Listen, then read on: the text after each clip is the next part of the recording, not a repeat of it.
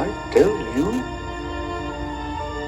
the most dangerous creation in the world, in any society, is the man with nothing to lose. You do not need 10 such men to change the world.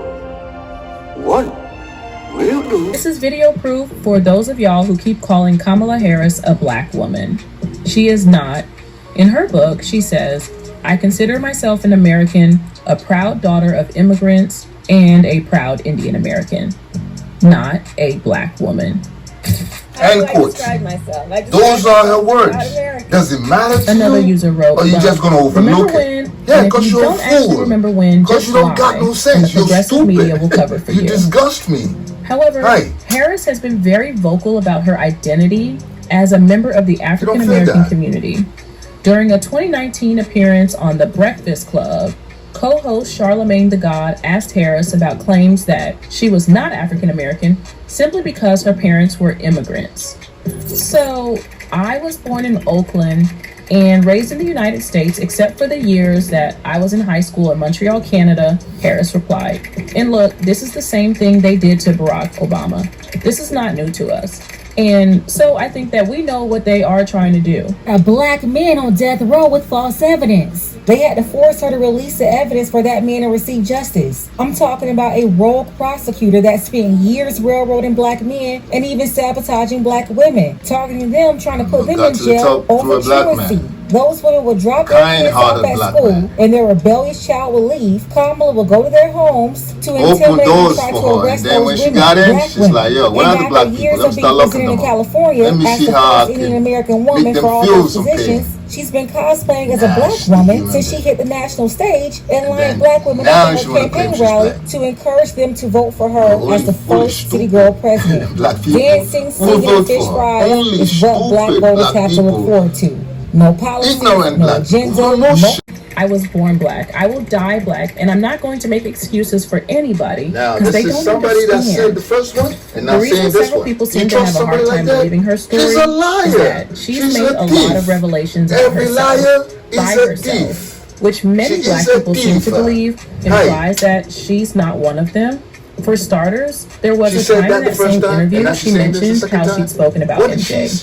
After in a casual interview on a morning radio show, Kamala Harris clarified her support for the legalization of MJ and took it one step further, telling the host she smoked in her college days. She responded with laughter, making a joke about former President Bill Clinton's claim while he was running for president that he had smoked MJ while at graduate school at Oxford, but didn't like it and never inhaled. Stupid, ignorant people. Yeah, we'll stand by Kamala Harris. I did it. It was a long time ago. However, there was one part of that interview and her MJ escapades that seemed to convince people she might not be a truth seeker. Yo, if you're a black woman and you Kamala, please after Harris admitted show yourself. Smoking in college, she also said she listened to Snoop Dogg and Tupac Shakur about getting high. Kamala, I want to hear it. What's wrong? Oh my goodness. Oh yeah, definitely Snoop. Tupac. Here's the problem. Harris graduated from Howard in 1986 and law school in 1989. Snoop Dogg, then known as Snoop Doggy Dogg, didn't get started until 1992. So you see, confirming that this woman is a liar. Did not take off until the early 1990s when he debuted in Digital Underground's The Same Song from the soundtrack to the 1991 film Nothing But Trouble. What Kamala Harris did was a little bit more than irritating, right? Because remember, this is the same woman who prosecuted tens of thousands of black people for smoking. So either Harris was baked enough to time travel, or she hit the bong after being in school. Not cool for a candidate whose slogan is "Speaking truth, demanding justice." That Snoop wasn't there at the time. Many believe she's just trying to curate a playlist that sends the right message, but lying for it is where people have a problem. That's how the devil Her comments had several people talking, including ex-CEO Elon Musk, who quipped, maybe she had incredible foresight. Suffice it to say, many people weren't buying the foresight story, but there were still those who came to her defense, like this user who wrote, Just an FYI to anyone reading this, in context, she's answering the original question asked of her of what music she listens to. And she is ignoring the question about smoking W in college. Okay. This explains why she also includes Cardi B but how did in the you know list. that? Even if this user was right, that was not the only detail that came out about her trying to pander to the African American community. In fact, the other report that came out confirmed to several members of the community that she wasn't one of them. At the time, the headline literally said, she attended an HBCU to be immersed in Black culture. In the 1980s, Harris attended Howard University in Washington, D.C., and she found that the experience of going to historically Black colleges and universities proved particularly important when it came to feeling connected to the community. In 2019, she told the Washington Post, when you're at an HBCU, and especially one with the size and with the history of Howard University, and also in the context of also being in DC, which was known forever as being Chocolate City, it just becomes about you understanding that there is a whole world of people who are like you. It's not just about there are a few of us who may find each other.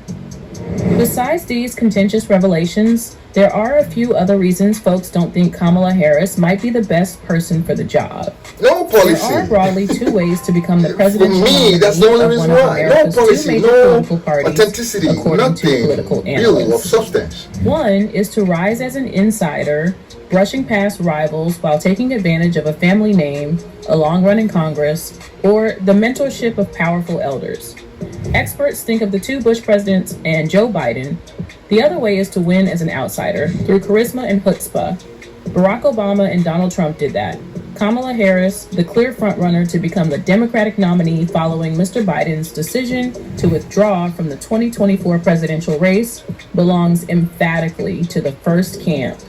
Despite the criticism, Kamala Harris has her fair share of supporters within the Black community. Yeah, the foolish ones, the ignorant see her ones, as a trailblazer ones, and a symbol of progress.